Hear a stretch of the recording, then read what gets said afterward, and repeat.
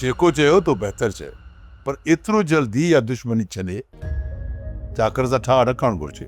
चाकर असांजी न्याणी सां ओसी ताईं निकाह न कंदो जेसी ताईं हीअ दुश्मनी ख़तम न थी थिए।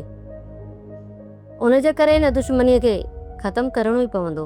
तुंहिंजी मर्ज़ी इहा आहे त तुंहिंजी छोकिरीअ खे सभु कुझु माफ़ करे छॾियो। हीअ जेका बदनामी रुसवाई थी आहे उहा कंहिंजे खाते में वेंदी? तूं चवे थी त इहो सभु कुझु मां विसारे छॾियां? विसारणो पवंदो साईं। खणी जो पंहिंजी न्याणी सां सॼी ज़िंदगी न ॻाल्हाए ऐं हुनखे भली माफ़ बि न कर, पर हुनखे पंहिंजी ज़िंदगी जीअण ॾे। ॾाढो पछताए पई साईं। पंहिंजे हिन ग़लति क़दम खणण ते ॾाढो पछताए। जेको माउ पीउ जी इज़त नाहे रखंदो न, पछताव हुन जो मुक़द्दर हूंदो आहे। उन्हनि जो पीछो त हाणे असांखे छॾणो पवंदो।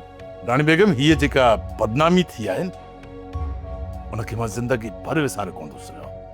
तूं हिकु माउ आहीं, तूं पंहिंजी न्याणी खे माफ़ करे सघे थी, बाक़ी मूं मां अहिड़े क़िस्म जी उमेद न रख।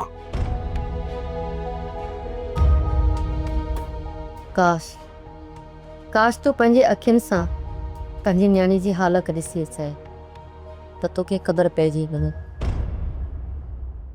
सब्सक्राइब कयो असांजो official YouTube channel Sindh TV HD drama ऐं वधीक अपडेट लाइ बेल आइकन खे क्लिक करियो।